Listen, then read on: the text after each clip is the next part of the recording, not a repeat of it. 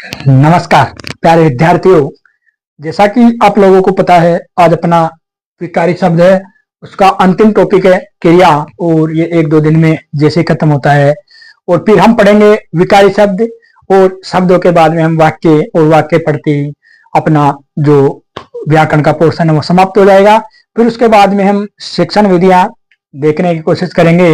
या अगर शिक्षण विधियां नहीं होती है तो फिर कुछ सृजनात्मक लेखन है जो फर्स्ट ग्रेड में लगा हुआ अपने, उसको पूरा करेंगे। या फिर शिक्षण विधियों की ओर देखेंगे, क्योंकि सेकंड ग्रेड में और जो मेरे भाई है बंधु है रीट वाले, उनके शिक्षण विधियों का अच्छा पोर्शन है। और देखो, शिक्षण विधियों को ज्यादा गहनतम पढ़ने की आवश्यकता नहीं, आराम से समझ के आधार पे पढ़ो। 15 क्वेश्चन आएंगे आपके रीट में, तो उनमें से अगर एक दो क्वेश्चन रह करके 13 क्वेश्चन भी चले जाते आप लोग तो अच्छे हैं, और बाकी 15 क्वेश्चन यहाँ से लाने की कोशिश करें आप लोग। और ज्यादा आप लोग अपनी किताबों को दे, 6 से 10 या 12 तक की जो भी किताबें पढ़ना चाहते हो आप लोग ऐसा की वो पढ़े, क्योंकि सामाजिक विज्ञान सारा का सारा किताबों में से आएगा, कहीं कोचिंग किसी से नहीं आएगा।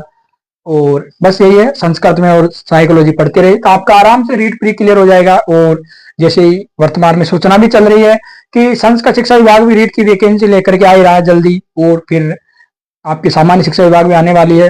दोनों लगभग साथ साथ ही मिल जाएगी आप लोगों को, तो अच्छा मौका रहेगा आप लोगों के पास तैयारी करने का। तो आज हम पढ़ते हैं क्रिया। और आप लोगों को पता है कि क्रिया का जो शाब्दिक अर्थ होता है वो क्या होता है? करना या होना होता है, सीधा सीधा अर्थ है। वैसे कामता प्रसाद गुरु से नहीं मानती, मुख्य रूप से नहीं मानते, लेकिन होता यही है। क्रिया किसे कहते हैं? कि किसी कार्य का, लिख सकते हम लोग के, किसी किसी कार्य का करना या होना। होना जिन शब्दों में लिखो फिर तो तभी तो अच्छी लगेगी अपनी परिभाषा, कि जिन जिन शब्दों से किसी कार्य का करना या होना पाया जाता है, पाया जाता है, उन्हें क्रिया कहते हैं। उन्हें क्रिया कहते हैं। यही है अपनी परिभाषा। और बहुत सारे एक परिभाषा ये भी लिखा सकते हैं हम लोग, परिभाषा ही है वो भी, कि जिन शब्दों से जिन जिन शब्दों से कार्य स्थिति समय का बोध हो उन्हें क्रिया कहते हैं। एक है जो अपने महाशय है, उनका नाम है डॉक्टर कामता प्रसाद गुरु। कामता प्रसाद गुरु। और कामता प्रसाद गुरु लिखते हैं कि जिन शब्दों से जिन विकारी शब्दों से किसी वस्तु के बारे में विधान हो, क्या हो? विधान हो उसे या उन्हें क्या कहते हैं? उन्हें क्रिया कहते हैं। उन्हें क्रिया कहते हैं। ये किसकी है? ये कामता प्रसाद गुरु की है। और कामता प्रसाद गुरु कहते हैं कि जिन विकारी शब्दों के प्रयोग से या जिन विकारी शब्दों से किसी वस्तु के बारे में हमें कुछ विधान हो, उसे क्या कहते हैं? क्रिया कहते हैं। एक लोग आप लोगों ने सुना होगा, क्रिया में एक आती है धातु। क्या आती है? धातु। तो धातु थोड़ी, तो धातु। तो धातु किसे कहते हैं? कि क्रिया के मूल रूप को क्या कहते हैं हम लोग? धातु कहते हैं।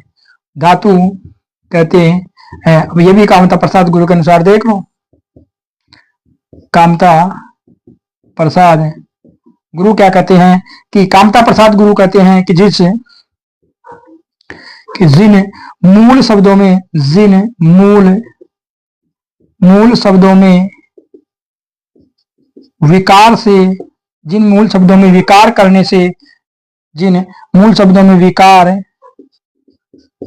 से जो शब्द बनते हैं उन्हें सॉरी उन्हें कि जिन मूल शब्दों में विकार करने से क्रिया बनती है, सॉरी कि जिन मूल शब्दों में विकार करने से क्रिया बनती है, क्रिया बनती है, उन्हें धातु कहते हैं। उन्हें धातु कहते हैं। अब वो बात तो एक ही है, देखो कि हम सीधा कहते हैं कि क्रिया के मूल रूप को हम क्या कहते हैं, धातु कहते हैं, और जिन मूल शब्दों में विकार करने से क्रिया बनती है उन्हें धातु कहते हैं, वो एक ही बात है ना। अब धातु के बारे में थोड़ा पढ़ेंगे कि क्या होती है धातु, और क्रिया में बहुत सारे फैक्ट ऐसे जानेंगे जो आप लोगों को अच्छा भी लगेगा, और कुछ चीजें हैं जो आप लोगों को ऐसे भी लगेगी हम अनावश्यक पढ़ रहे हैं, लेकिन वो अनावश्यक नहीं है, क्योंकि देखो वर्तमान में वैकेंसी देख सकते हो कम है, पद कम है, तो इसका मतलब ये है, ये तो आप लोगों को भी विश्वास है या पता है कि थोड़ी तैयारी तो अच्छी करनी पड़ेगी, क्योंकि थोड़ी मेरिट बढ़िया जाएगी, क्योंकि फिर आप लोगों को पता है अपना राजस्थान प्यारा राजस्थान किस प्रकार का है। तो धातु की कोई पहचान होती है, देखो धातु की पहचान करो तो तू शब्द रखकर पसंद कर लो कि क्रिया के या किसी शब्द से मानो एक ही बात है, तो किसी शब्द से तू शब्द रखकर पसंद करे, और उत्तर में जो भी शब्द आ जाए, जो भी शब्द आए वो क्या होता है, धातु होता है। वैसे धातु में क्या करना आप लोगों को पता है, फिर भी लिख लो, आए वो धातु वो धातु होती है, ऐसे लिख लो सीधा, धातु होती है, और कोई ज्यादा मतलब है नहीं, फिर भी लिख लो, जैसे लिख, आ, जा, पी, पढ़, ना, सो, खा, खेल, भाग आदि वाला, ये तो है, तू, आ, जा, बैठ, खा, जा, सो, खा, ये क्या है, ये सभी धातुएं हैं, ठीक है। एक होता है आप लोगों ने देखा होगा सामान्य या साधारण क्रिया,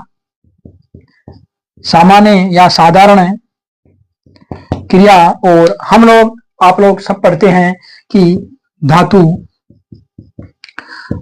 में ना पढ़ते जोड़ने से सामान्य या साधारण क्रिया बनती है, पता है बनती है, और सही भी वाचा बनती है, इसमें क्या बात है। जैसे लिख में लिख लो आप लोग, लिखना, पढ़ के लिख लो आप, पढ़ना, सोना, आना, जाना, खाना इत्यादि, ठीक है, यही है। अब इसमें कुछ कामता प्रसाद गुरु एक बात बताते हैं, मैं भी उनसे बहुत ज्यादा सहमत हूं उस बात से, लेकिन वो थोड़ी फिर डीप भी हो जाएगी, और कुछ जगह मान लो कि हमें कामता प्रसाद गुरु जितना नॉलेज तो है नहीं कि हम हर जगह उस चीज को घटा सके, तो उससे हमें कहीं कहीं गलती होने की संभावना भी रहती है। लेकिन आप लोगों को डरना नहीं है, क्योंकि जब मैं सीख सकता हूं तो आप लोग क्यों नहीं सीख सकते उसको। अरे मैं याद रख सकता हूं तो आप लोग भी याद रख लेना, जरूरी तो नहीं हर चीज ही हो, कुछ याद करके भी तो अपने को तो सीट निकालनी है। तो कामता प्रसाद गुरु कहते हैं कि जो ये साधारण क्रिया को वो क्रिया नहीं मानते, कौन, कामता प्रसाद गुरु। और आप लोग पहले लिखेंगे ऊपर, नहीं तो फिर मुझे क्या पता गालियां निकालने लग जाओ। कामता प्रसाद गुरु, और पेज नंबर है इनके 111 से स्टार्ट है वो, और 121 तक है, इनके मध्य आप लोगों को मिल जाएगी इनकी पुस्तक में। तो कामता प्रसाद गुरु में लिखा हुआ है, ऐसे की ऐसी लिखी हुई है, और इनसे मैं भी आप लोगों को संतुष्ट करने की पूरी कोशिश करूंगा कि देखो साधारण क्रिया को ये क्रिया नहीं मानते। क्योंकि इनका क्या कहना है, तो इनका कहना है क्योंकि जो साधारण क्रिया होती है कि साधारण क्रिया से हम किसी वस्तु के बारे में विधान नहीं कर सकते। ये कहते हैं कामता प्रसाद गुरु कि साधारण क्रिया से हम किसी वस्तु के विषय में विधान नहीं कर सकते, किसी वस्तु के विषय में विधान नहीं कर सकते। क्या नहीं कर सकते, नहीं कर सकते, ठीक है। कि साधारण क्रिया को हम क्रिया नहीं मानते, हम मतलब कामता प्रसाद गुरु कि साधारण क्रिया को हम क्रिया नहीं मानती, क्योंकि साधारण क्रिया से हम किसी वस्तु के विषय में विधान नहीं कर सकते। विधि काल के रूप को एक कहते हैं, कोई विधि काल है जो अंत में प्रयुक्त होती है, उन्हें कहते हैं विधि काल। बताऊंगा मैं आप लोगों को क्या होता है। तो ये कहते हैं कि विधि काल के रूप को छोड़कर, विधि काल के रूप को छोड़कर शेष क्रियाएं या अन्य साधारण क्रियाएं से लिखो, छोड़कर अन्य साधारण क्रियाएं क्रिया नहीं होती, क्रिया न होकर क्या होती है, एक प्रकार की संज्ञा मानते, संज्ञा होती है। और जिसे भी कह सकते हो, जिसे अनेक विद्वान क्या कहते हैं, आप लोगों ने पढ़ा होगा क्रियार्थक संज्ञा। और मैंने आप लोगों को साहित्य जब पढ़ाया था संज्ञा, उस समय नाम तो बताया था कि कोई मां से क्रियार्थक संज्ञा में मानते हैं, तो जिसे क्रियार्थक संज्ञा कहते हैं या मानते हैं, कहते हैं जिसका आविर्भाव कामता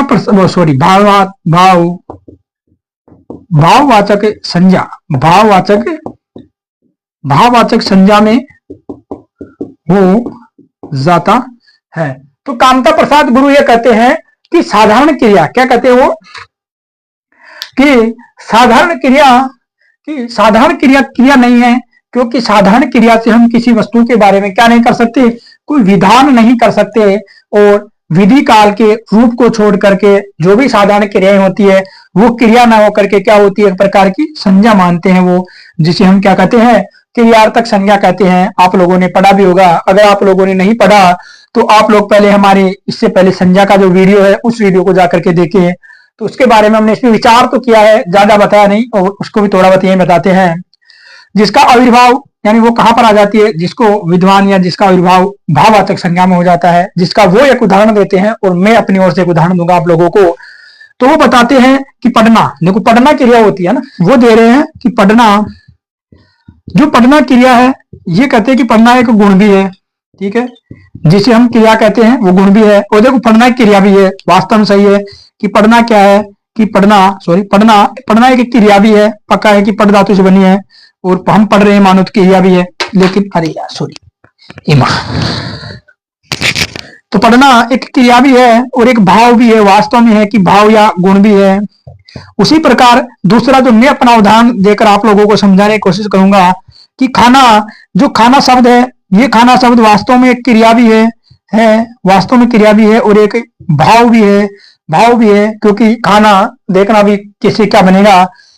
तो इसका मतलब कामता प्रसाद गुरु का उदाहरण है कि जैसे कि मैं पाठ पढ़ना सीखता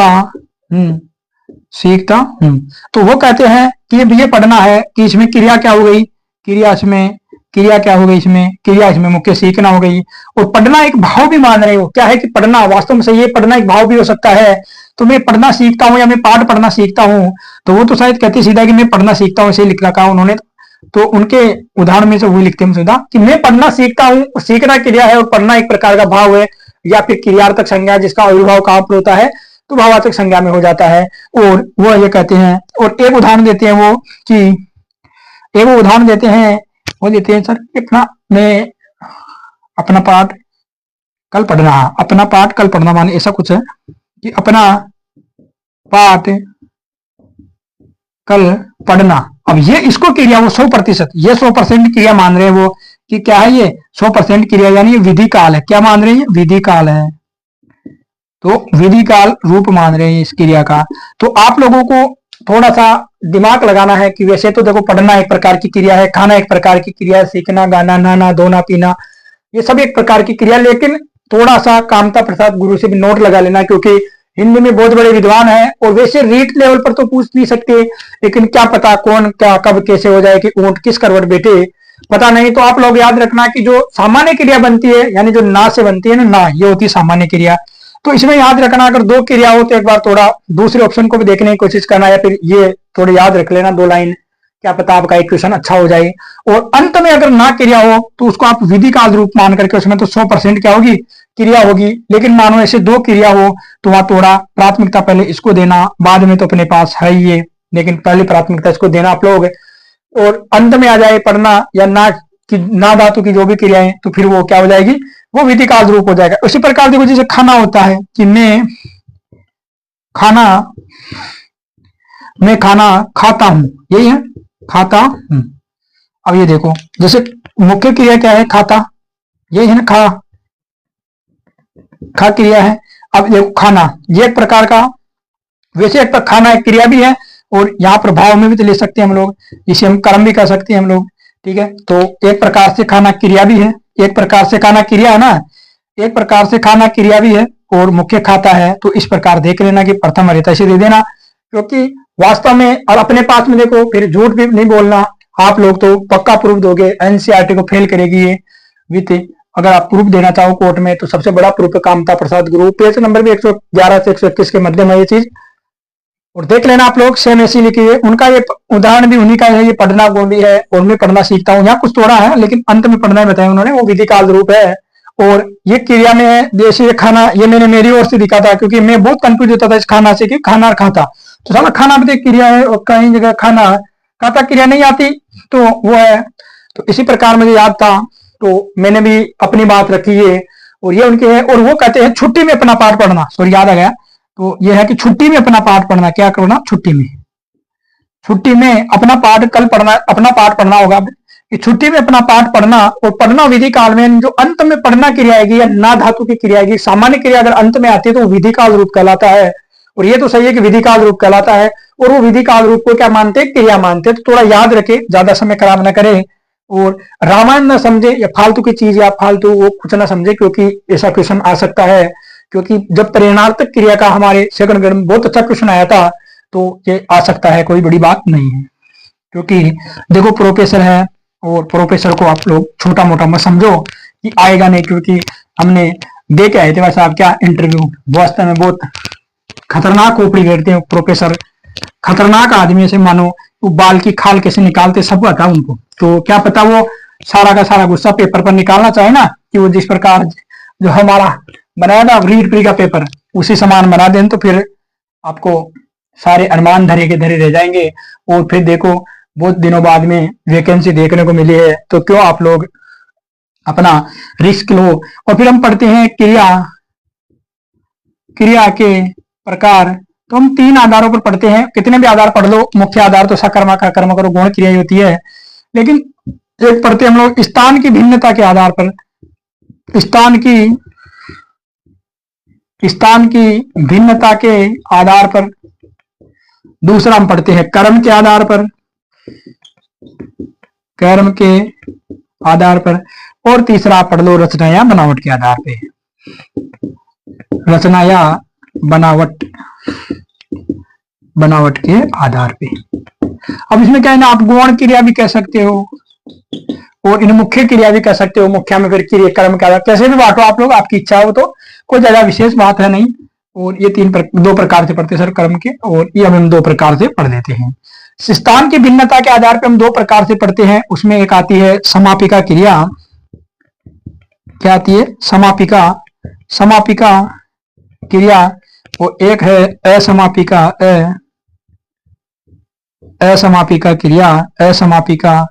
क्रिया। इसमें 2 प्रकार की है, आप लोगों को पता है, और वो है एक है सकर्मक क्रिया और एक है अकर्मक क्रिया। कर्म और गुण में बहुत सारी है, जिसमें 1-2 आप लिख लो कि सजातीय है, नाम धातु है, संयोजी है, पूर्वकालिक है,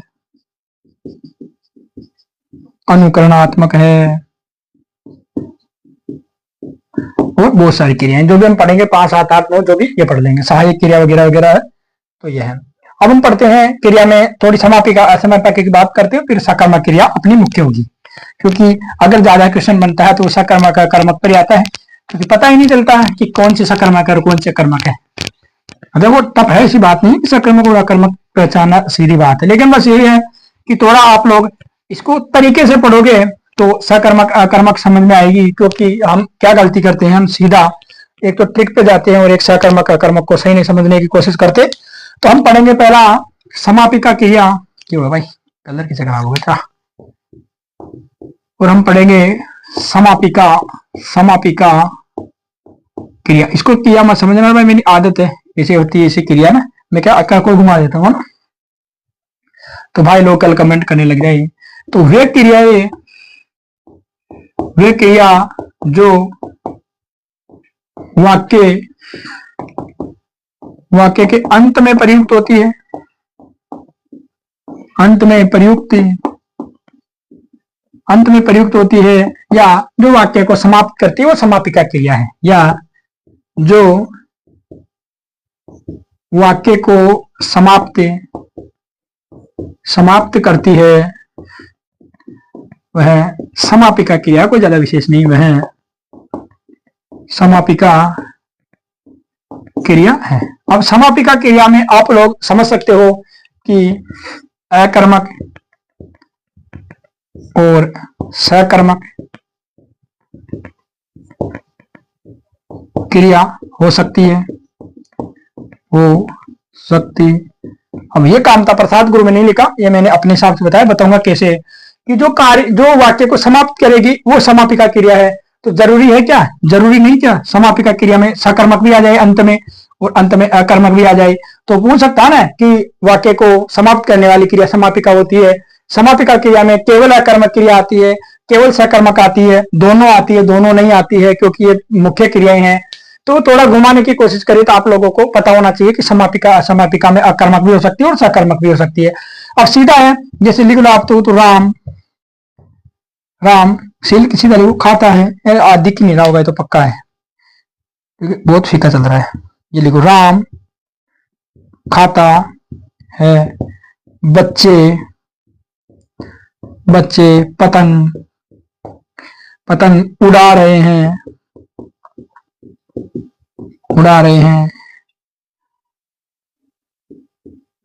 नीरू नाच रही है, ठीक है, नाच रही है, और राम खाता है, बच्चे पतंग उड़ा रहे हैं, और भी बहुत सारे लिख सकते हो, जिसमें आपकी जैसे ये खाता है, उड़ा रहे हैं, नाच रही है, ये क्या है, ये समापिका है,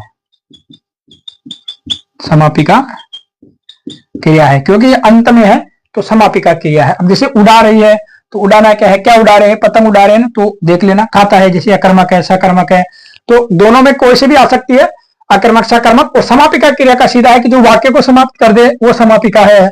और भी क्या लिखोगे, जैसे नेताजी भाषण दे रहे, लिख लो, ये लो, नेताजी भाषण दे रहे हैं, तो ये देना है ना। अब आप लोग समझ गए होंगे कि समापिका क्रिया क्या है और असमापिका क्रिया क्या है। अब हम पढ़ेंगे, ज्यादा समय खराब न करते हुए, असमापिका क्रिया। असमापिका क्रिया,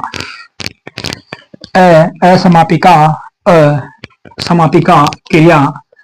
तो असमापिका क्रिया में भी ज्यादा विशेष बात नहीं है, और देखो पूछने के चांस भी नगण्य है। ये नहीं कह रहा है कि मैं क्यों आ जाओ मेरे यूट्यूब चैनल पे आ जाओ 100%, ना 100% कुछ भी नहीं। देखो संभावना है कुछ भी पूछ ले, कुछ भी ना पूछे, लेकिन है अच्छी चीजें, ऐसी बात नहीं है कि कुछ गलत है।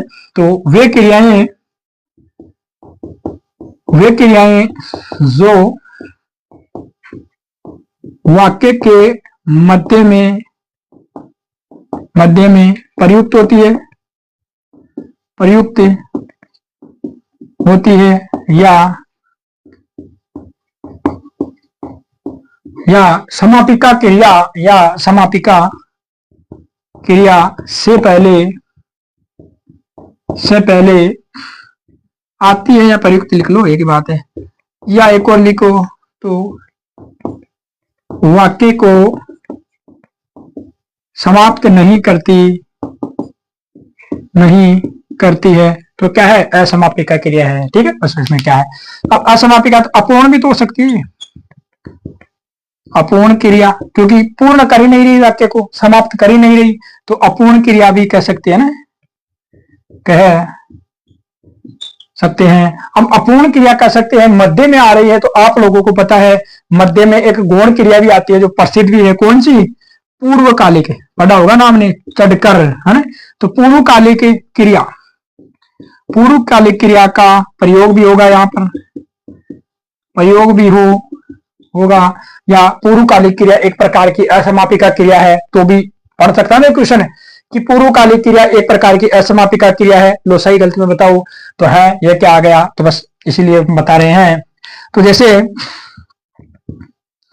लिखो, लड़कियां लड़कियां गीत गाती हुई, लड़कियां गीत गाती हुई जा रही है, ठीक है। अब देखो, एक है गाती हुई और एक जा रही है, तो ये क्या हो गई, समापिका हो गई ना, दोनों का एक ही काम यहाँ हो गया, और ये हो गई असमापिका। अब मानो ये कैसे पूर्ण हुई, लड़कियां गीत गाती हुई, अब पूर्ण नहीं कर सकी वाक्य को, इसीलिए और दूसरा समझाता हूं। जैसे बच्चे पेड़ पर चढ़कर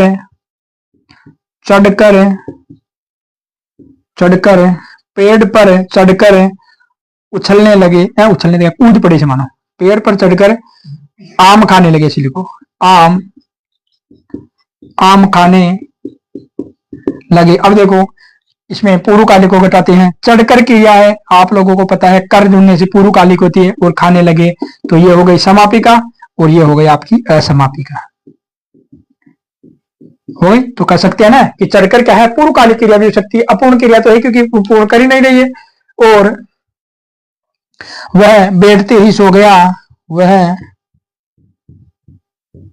बैठते ही सो गया, तो ये देखो बैठना क्रिया है, मध्य में आ रही है, सो गया, ये समापिका हो गई या समापिका हो गई, ठीक है। ज्यादा वो टेंशन लेने की जरूरत नहीं, लोड लेकर मत पढ़ो, आराम से पढ़ो, जरूर समझ में आएगी। और इसके बारे में हम थोड़ा पढ़ते हैं, किसके बारे में, कि अब हम पढ़ेंगे थोड़ा कि जो हम कर्म क्रिया समझते हैं ना, कि कैसे सकर्मक है कैसे अकर्मक है, क्योंकि देखो कर्म के आधार पर हम पढ़ेंगे अभी, कि दूसरा जो अपना क्रिया का प्रकार होगा वो कर्म के आधार पर है, वो 98%, 99%, और बहुत सारे एग्जामों में तो 100 की 100% अगर क्रिया से कोई उदाहरण आता है तो वो आप लोगों का सीधा सीधा कहां से आता है, तो सीधा सीधा आपका वहीं से आता है, कहां से, क्रिया करता हो कर्म से, है यानी सकर्मक क्रिया से। तो हम थोड़ा इन क्रियाओं से पहले हम थोड़ा कर्ता कर्म इनके बारे में जानते हैं। वैसे मुझे विश्वास है कि आप लोगों को बहुत ज्यादा आता है, मुझसे भी ज्यादा आता है, आपने अच्छा पढ़ रखा है, लेकिन फिर भी मैं बताने की कोशिश करता हूं। कर्ता किसे कहते हैं, तो किसी कार्य को करने वाला कौन होता है, कर्ता होता है, या किसी क्या कर सकते हैं, कार्य को करने वाला कर्ता होता है, सीधी बात है भाई, कोई भी कार्य हो करने वाला क्या होता है, कर्ता होता है। वाला अर्थ में इसका प्रयोग होता है, किसमें होता है, वाला अर्थ में प्रयोग होता है। कोई भी कार्य हो जिसको वो करेगा वो कौन होगा, कर्ता होगा, वाला अर्थ में इसका प्रयोग होता है। और क्या होता है, जो क्रिया करता है वो कर्ता होता है, तो कार्य को क्रिया कर सकते हो आप लोग। तो कार्य, अब यहाँ पर लगो, किसी कार्य को करने वाला कर्ता होता है, या करने वाला क्या होता है, कर्ता होता है, ठीक है। कर्ता की पहचान लिखो आप लोग, तो पहचान में है कि कोई भी शब्द हो, किसी भी शब्द के साथ में हम क्या रखेंगे, किसने, ठीक है, कौन और किन्होंने, होने, शब्द रखकर प्रश्न करो, शब्द रखकर प्रश्न करे, उत्तर में जो भी शब्द आए, उत्तर में जो भी शब्द आए वह क्या है, वह करता है, ठीक है, करता है। 2 सेकंड रुकेंगे, थोड़ा ट्यूबलाइट नहीं जो क्या अच्छा है ना। तो शब्द रखकर प्रश्न करे, तो जो भी शब्द आए वह करता होता है। जैसे राम गीत गा रहा है। अब पढ़ो, ये क्वेश्चन पूछो, इससे कौन गीत गा रहा है, कौन गीत गा रहा है, उत्तर आएगा राम। तो उत्तर क्या आया, उत्तर राम आया, ठीक है। कि कौन गीत गा रहा है, राम गीत गा रहा है। और मोहन पतंग उड़ा रहा है, उड़ा रहा है, तो पूछो कि कौन पतंग उड़ा रहा है, कौन पतंग उड़ा रहा है, तो उत्तर आएगा, सॉरी मोहन, उत्तर क्या आएगा, मोहन। मोहन पतंग उड़ा रहा है। और एक लोगों ने आंदोलन किया, लोगों ने आंदोलन किया, किन्होंने आंदोलन किया, किन्होंने किन्होंने आंदोलन किया, तो उत्तर आया आपका लोगों ने, ठीक है, लोगों ने, ठीक है। और देख लो कौन, सॉरी कौन, किन्होंने और किसने, कौन, किन्होंने, किसने शब्द रख करके पसंद करेंगे, तो उत्तर में जो भी शब्द आएगा वो कर्ता होगा। उससे भी ज्यादा आप लोगों को याद रखना है कि किसी कार्य को करने वाला, किसी क्रिया को जो करने वाला है। अब इसमें गाने की क्रिया कौन कर रहा है, राम कर रहा है, मोहन कर रहा है, लोगों ने आंदोलन किया। बस मुख्य क्या है, तो मुख्य कर्ता ये है जो किसी न किसी कार्य को क्या कर रहे हैं, कार्य को कर रहे हैं, वो करता है। अब हम पढ़ेंगे थोड़ा सा क्या, कर्म, कर्म पहचानने की ट्रिक देखेंगे। ट्रिक व्रिक कुछ नहीं है, क्योंकि ट्रिक व्रिक एक माया है, इससे दूर रहो, उतना ही आपके लिए अच्छा है। क्योंकि ट्रिक वहां काम देती है जहां कुछ याद करना हो, क्योंकि ये चीजें हैं समझने की, और समझने में ट्रिक का क्या काम, समझने में तो विस्तृत समझोगे तभी तभी जाकर के अच्छा समझ पाओगे। तो अब हम पढ़ते हैं कर्म। क्या पढ़ते हैं, कर्म। और कर्म भी आप लोगों को पता है कि कर्म किसे कहते हैं, तो कर्ता जो करना चाहता है, या कर्ता क्रिया करके, कर्ता क्रिया करके जो, या जिसे कर्ता क्रिया करके जो करना चाहता है, जो करना चाहता है, या सीधा लिखो तो कि कर्ता जिसे चाहता है, जिसे चाहता है, कि कर्ता कोई भी क्रिया कर रहा है, जैसे नाचने की, लिखने की क्रिया करके वो करना क्या चाहता है, कि करना क्या चाहता है, वो क्या चीज करना चाहता है, क्रिया करके क्या करना चाहता है, वो कर्ता होता है। कर्ता जिसे चाहता है वो कर्ता कहलाता है, कर्म कहलाता है, सॉरी। तो कर्म दो प्रकार का होता है, आप लोगों को पता है कि कर्म दो प्रकार का होता है।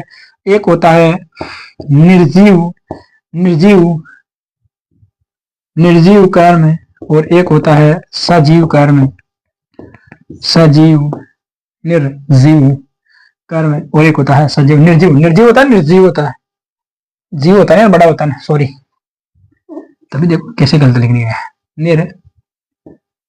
निर्जीव, ठीक है, निर्जीव और सजीव कर्म, ठीक है। अब निर्जीव कर्म क्या होता है उसके बारे में पढ़ेंगे हम लोग। तो निर्जीव कर्म, और निर्जीव कर्म क्या होता है, तो निर्जीव कर्म होता है, वो होता है, देखो इसे कहते हैं हम लोग, पहले इसके लिखो, ये होता है मुख्य कर्म। इसे क्या कहते हैं, मुख्य कर्म होता है। ये अप्राणीवाचक कर्म होता है, ठीक है। प्रत्यक्ष होता है, क्या होता है, ये प्रत्यक्ष होता है। ये क्रिया के समीप होता है, क्रिया के समीप होता है, और विभक्ति चिन्ह रहित होता है। क्या होता है, विभक्ति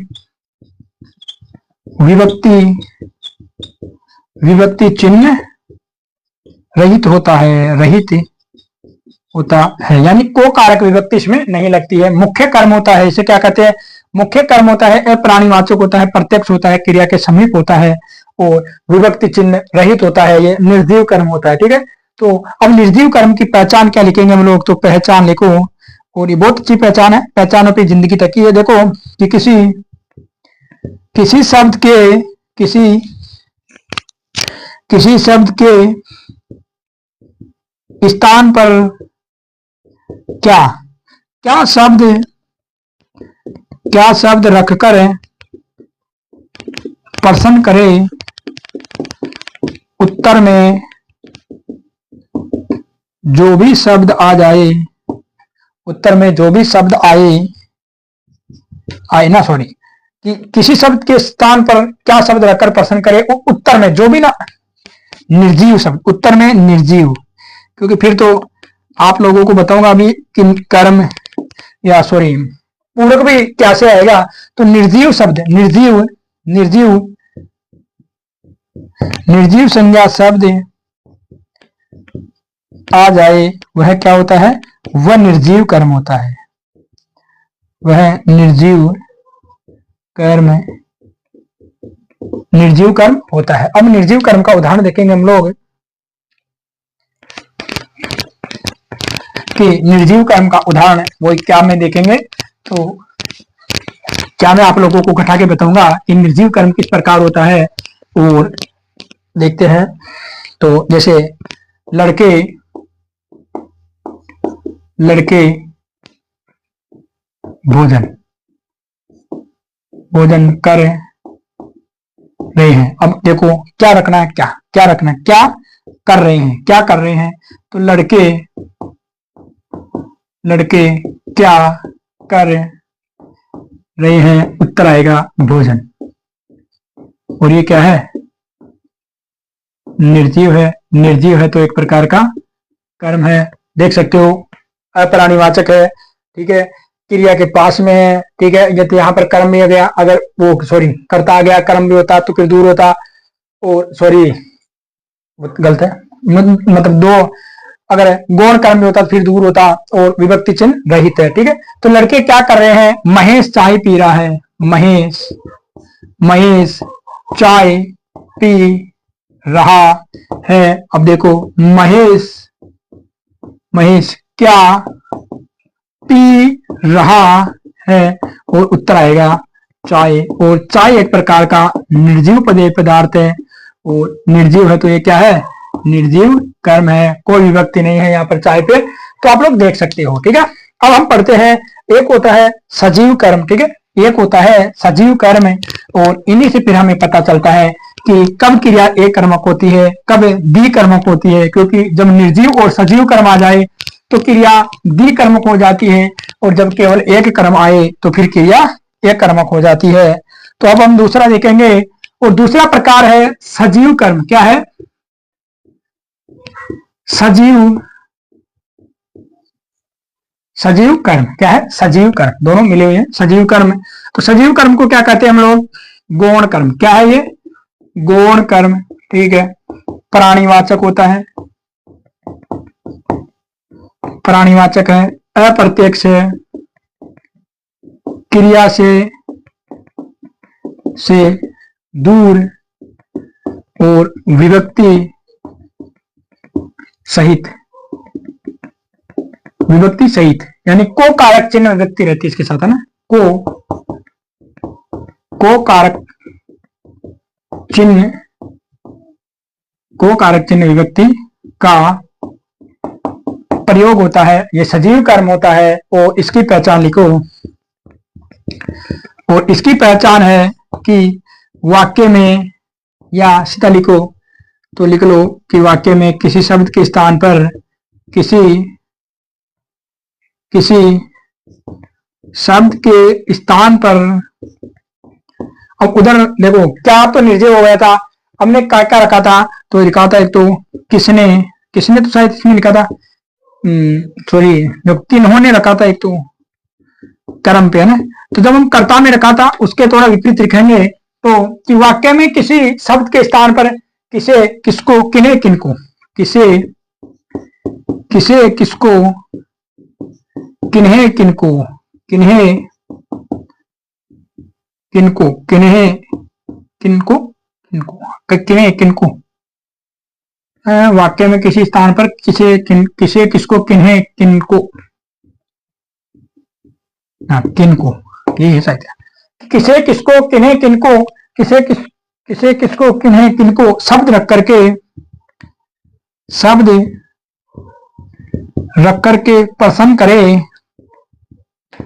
प्रश्न करे, और उत्तर में सजीव संज्ञा शब्द आ जाए तो क्या होगा, सजीव कर्म होगा। अब ये आप लोगों को ऐसा लगा कि समय खराब हो रहा, समय खराब नहीं हो रहा, ये चीजें आप लोगों के अगर सही समझ में नहीं आएगी तो फिर आप लोग क्रिया जिसमें भी सकर्मक अकर्मक क्रिया में आप लोगों को घूमना पड़ेगा, क्योंकि पूरक का प्रयोग देते फिर आप लोगों की सिट्टी बिट्टी गुल होगी सर। तो देखेंगे उदाहरण है, मैंने दीपक दीपक दीपक हाँ दीपक को बुलाया। पूछो मैंने किसे बुलाया, उत्तर पूछ लो। मैंने किसे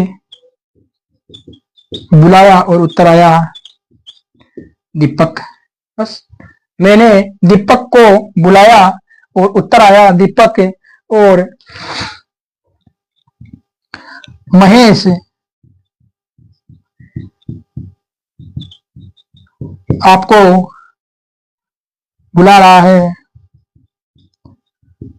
है तो वही है किसे बुला रहा है, तो उत्तर आएगा आपको। यही तो आएगा कि महेश आपको बुला रहा है तो पूछेंगे किसे बुला रहा है, आपको। और मोहन ने उसे भगा दिया, ये क्या आएगा, मोहन ने उसे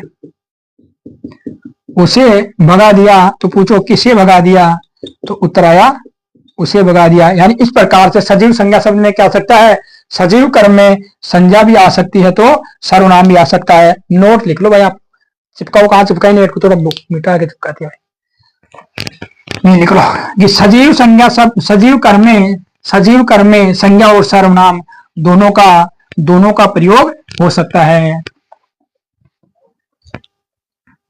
कि नोट कैसे फीका हो गया सारा यार, इतना फीका नहीं चलना चाहता। चलो इसका देखेंगे अभी क्या कि सजीव कर्म में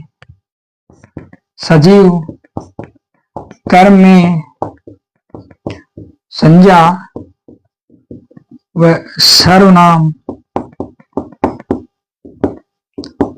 दोनों का प्रयोग हो सकता है। कि जरूरी नहीं क्या है, संज्ञा भी आ सकती है और सर्वनाम भी आ सकता है सजीव संज्ञा में। अब एक छोटा सा नोट और लिखो अलग से, नोट नंबर 2 लिख लो कि कुछ क्रियाएं हैं जैसे काटना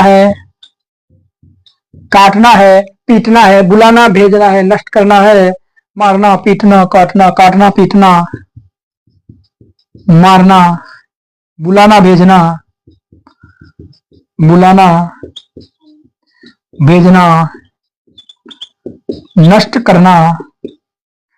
नष्ट करना इत्यादि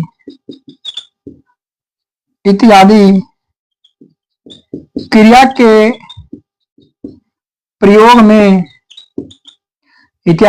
के प्रयोग में को कारक चिन्ह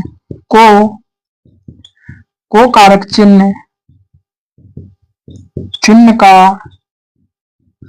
प्रयोग करे तो भी वाक्य शुद्ध है।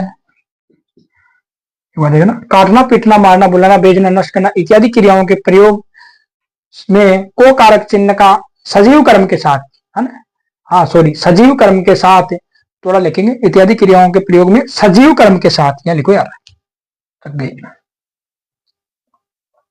क्रिया के प्रयोग में सजीव कर्म के साथ, थोड़ा चेंज हो गया ना, तभी तो मैं देख रहा हूँ क्या चेंज हुआ। प्रयोग में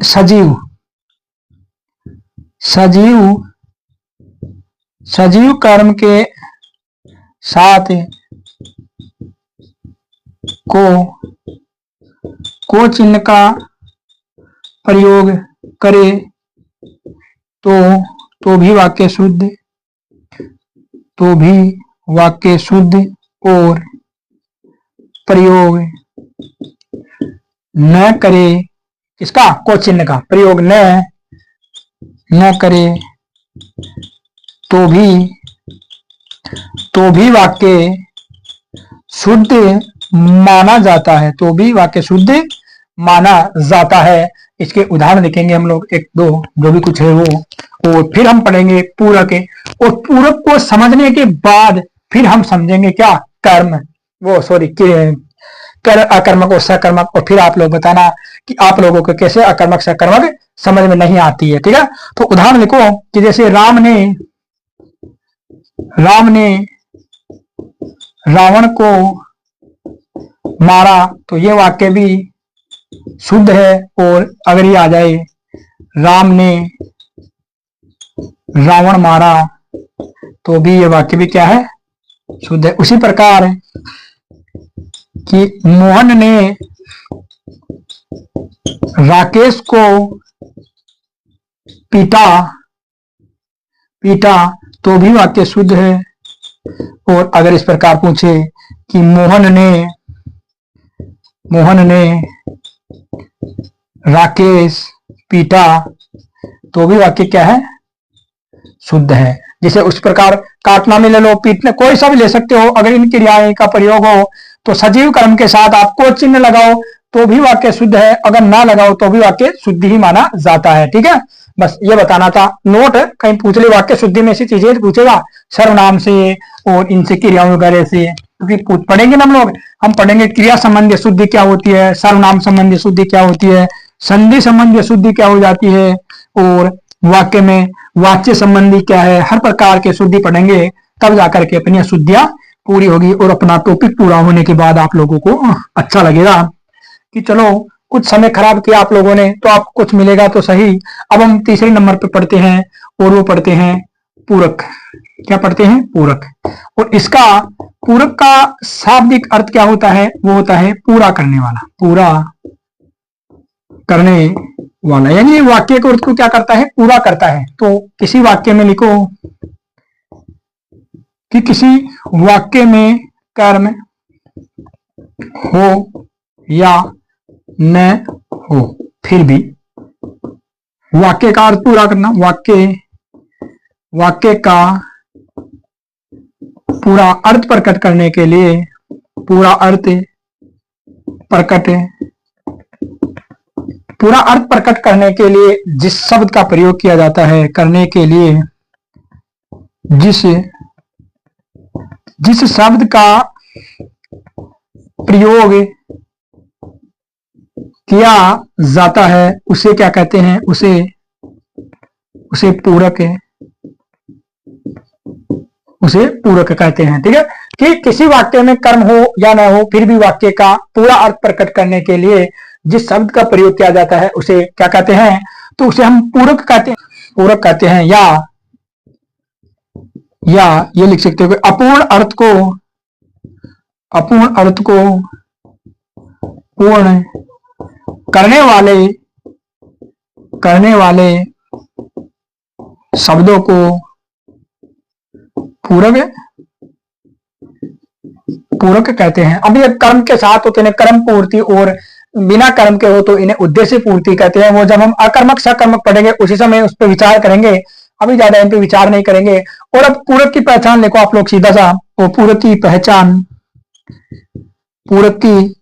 और पूरक की पहचान क्या है कि किसी भी शब्द के स्थान पर क्या शब्द रखकर प्रश्न करे और उत्तर में देखो क्या शब्द यहां पर रखेंगे, कहा गया क्या शब्द रखकर प्रश्न करे और उत्तर में क्या आएगा, पर सजीव संज्ञा शब्द आएगा। सजीव संज्ञा शब्द या विशेषण क्या आएगा, या विशेषण शब्द आ जाए, या विशेषण शब्द आ जाए तो वह क्या होगा, तो वह पूरक होगा। क्या होगा, पूरक होगा। और पूरक की पहचान आपको बताता हूं, फिर आप लोगों के समझ में आएगा कि कब आप लोगों को दो कर्म दिखने पर भी क्या होगा, वो एक कर्मक क्रिया होगी। और अब आप लोग देखेंगे इसकी पहचान में कि जैसे पूरक देखना ना, हाँ देखो, लोगों ने मोदी को पीएम बना दिया। अब देखो आप लोगों को पूछता है कि इसमें कर्म है, तो हमें पता है को आने से एक प्रकार का तो हो गया, लेकिन पीएम का कई बार समझ में नहीं आता कि है क्या। तो देखो क्या शब्द रखकर पसंद करो, क्या बना दिया, क्या बना दिया, और क्या बना दिया, पीएम बना दिया। और पीएम बना दिया ना तो उत्तर आ गया। और सजीव संज्ञा शब्द है, प्रधानमंत्री पद है, विशेषण है, या फिर इसमें पदाधिकारी भी बताऊंगा मैं भी आपको। तो क्या बना दिया, पीएम बना दिया, और पीएम एक प्रकार का पूरक है। दूसरा बताओ, देखो शिवाजी, शिवाजी ने उसे सेनापति बना दिया। अब बताओ क्या बना दिया, उत्तर होगा इसका, क्या बना दिया। तो देखो उत्तर में आएगा सेनापति, और ये सेनापति क्या हो जाएगा आपका, तो सेनापति आपका पूरक हो जाएगा। एक और उदाहरण देखो आप लोग,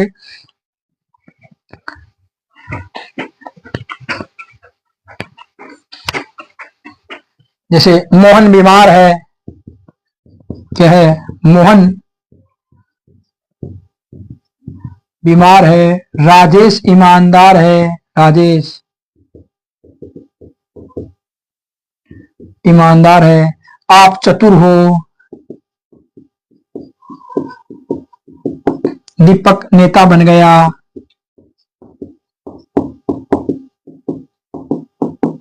अब बहुत समय ऐसा लगेगा ये सारे कर्म हो सकता है, कर्म नहीं है, वैसा भी है, पूरक है, पूरक। और ये आपको अकर्मक सकर्मक में बहुत परेशानी आएगी ऐसी चीजों को समझने में, इसलिए आप लोग समझो, क्योंकि किसी चीज को अगर हम समझ रहे हैं ना, तो वो हमें वो नहीं कर रही कि कोई नुकसान दे रही हो।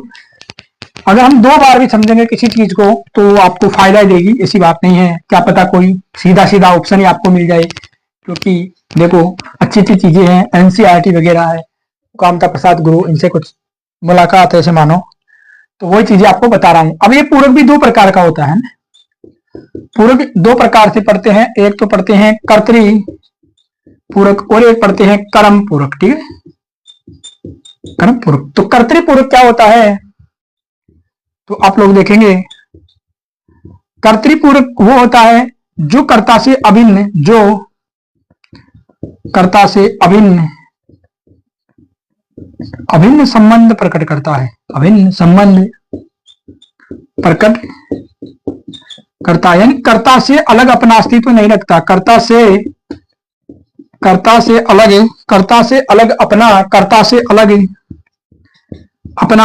अलग अपना अस्तित्व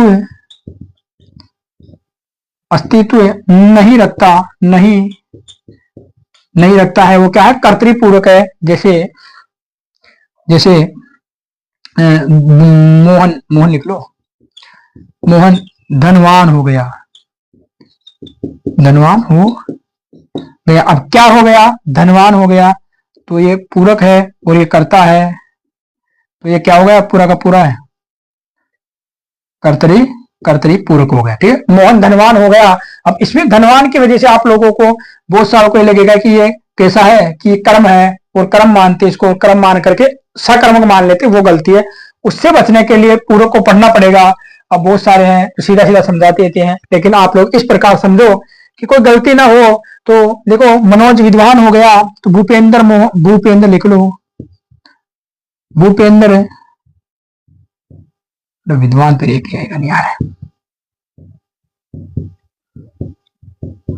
विद्वान हो गया। दीपक नेता बन गया, आप चतुर इसमें आ जाएगा, आप चतुर हो, ठीक है। यह है कर्तरी पूरक के उदाहरण। और अब हम पढ़ेंगे कर्म पूरक के उदाहरण, ठीक है, कर्म पूरक के उदाहरण। देखो ज्यादा समय खराब करना मुझे भी अच्छा नहीं लगता कि आप लोगों का समय खराब करूं, लेकिन बस ये है कि थोड़ा अच्छा पढ़े। अब जैसे अब 1 घंटे में तो आप लोग अकर्मक सकर्मक क्रिया पढ़ करके क्रिया का टॉपिक समाप्त हो जाता, जबकि हम 1 घंटे में तो लगभग क्रिया पर पहुंचेंगे। तो अभी अब पढ़ करके आ रहे हैं तो 100% है कि अच्छा तो होगा ही होगा कर्म पूरक। और एक बात है कि एक बार आप पढ़ने के बाद दोबारा कोई सा भी एग्जाम दो, आपको वापस क्रिया पढ़ने की आवश्यकता नहीं होगी। कर्म पूरक क्या है कि जो कर्ता से भिन्न हो या कर्म से अपना संबंध प्रकट करता हो, संबंध प्रकट करता हो। अब किस प्रकार भी लिख सकते हो आप लोग कि कर्म पूरक यानी कर्म पर आधारित होगा, सीधी बात है कि कर्म पर आधारित होगा। तो ऐसे भी लिख सकते हो, क्या पता कि जब कि कर्म के साथ पूरक का प्रयोग हो, एक बात है ना, कर्म के साथ पूरक का प्रयोग हो कि वाक्य में जब कर्म हो और कर्म के साथ पूरक का प्रयोग हो तो उसे कर्म पूरक कहेंगे, ठीक है, एक ही बात है। और फिर ये कहाँ चली जाएगी अपूर्ण में बताऊंगा मैं आप लोगों को, 3 प्रकार पढ़ूंगा तो कर्म के साथ पूरक का प्रयोग हो तो ये क्या कहलाता है, कर्म पूरक है, कर्म पूरक कहलाता है। अब इसमें इससे भी आप लोगों की एक भ्रांति क्या बचेगी कि आप उसको द्वि अर्थक मानते थे, तो वो कैसे एक कर्मक होगी, सॉरी द्वि कर्मक एक कर्मक, तो वो समझेंगे हम लोग।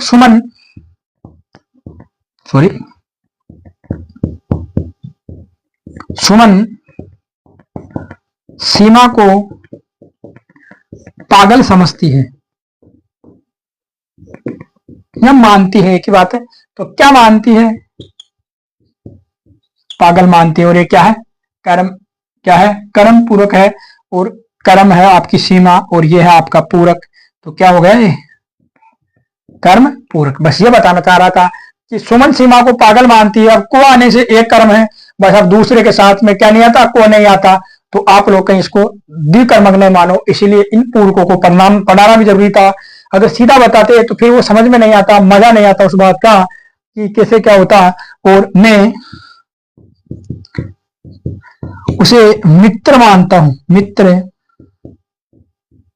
मानता हूं, तो क्या मानता हूं, मित्र मानता हूं, किसे मानता हूं, उसे मानता हूं। मैं कर्ता, कर्म, मित्र, पूरक, मानना, क्रिया। तो अब आप लोग देख सकते हो मित्र क्या है, जैसे अध्यापक में, सॉरी, मैं छात्रों को अध्यापक बना दूंगा, अध्यापक बना दूंगा, तो क्या बना दूंगा, अध्यापक बना दूंगा, तो ये आपका पूरक है। बस मैं ये बताना चाह रहा था कि छात्रों को केवल एक कर्मक है, ये कर्म नहीं है, ये पूरक है, बस ये बताना चाह रहा था। उससे हमने 5 मिनट की रामायण पढ़ी और और क्या है, लोगों ने नरेंद्र मोदी को पीएम बना दिया, उसने सेनापति बना दिया, वो सब इसमें आएंगे, कर्म के साथ में पूरक का प्रयोग है। अब आप लोग देखेंगे इसमें शॉर्ट एंड स्वीट देखेंगे कि पूरक किस प्रकार पहचान सकते हैं। सबसे शॉर्ट तो यही है कि क्या शब्द रख करके प्रश्न करो और जो उत्तर आ जाए कौन सा, सजीव, तो वो क्या होगा, आपका पूरक होगा। इसके अलावा भी आप लोग पूरक की एक शॉर्ट एंड स्वीट वो पहचान लिख सकते हो जो हमारे गुरुजी ने लिखाई थी। पूरक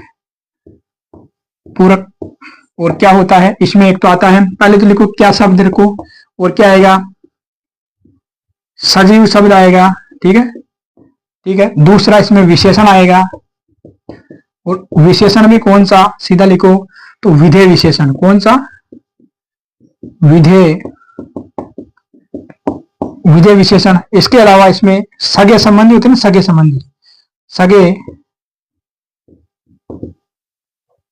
कोई पदाधिकारी यानी पद का नाम, पदाधिकारी का मतलब पद का नाम, और विधेय विशेषण, सगे संबंधी, पदाधिकारी, विधेय विशेषण हो, क्या होगा, पूरक होगा। वैसे क्या सजीव शब्द होगा तो आप लोगों को वैसे बता देगा, बिना देखे करना चाहो तो सगे संबंधी और पदाधिकारी यानी किसी पद का नाम हो या फिर विधेय विशेषण हो तो वो क्या होता है, पूरक होता है। और आज के साथ इसी क्लास को करते हुए समाप्त, और कल पढ़ेंगे हम लोग कर्म के आधार पर, क्या, कर्म के आधार पर क्रिया के प्रकार और किस प्रकार कितने अच्छे समझ में आएंगे, इनको पढ़ने के बाद में आप लोगों को पता चलेगा। और इसी के साथ आज की क्लास करते समाप्त। जय हिंद, जय भारत, पढ़ते रहिए और लाइक शेयर सब्सक्राइब करें और जैसे पिछले वीडियो को देखें ताकि आप लोगों को पता चले कि किस प्रकार अगला वीडियो उससे थोड़ा बहुत कनेक्ट रहता है। कि जैसे क्रियार्थक संज्ञा थी, अब अगर आप लोग डायरेक्ट देखोगे तो फिर आप समझोगे कि क्रियार्थक संज्ञा क्या होती है, भाववाचक में कैसे जाती है, तो वो तो संज्ञा का वीडियो पढ़ोगे तब पता चलेगा। फिर इससे आगे चले जाओगे तो वो पता नहीं चलेगा। इसीलिए आप लोगों को यही है कि वीडियो देखे तो लगातार देखे ताकि उससे आप लोगों की अच्छी समझ बने। और इसी के साथ आज की क्लास करते हैं समाप्ति। और जय हिंद, जय भारत, पढ़ते रहिए मस्ती से।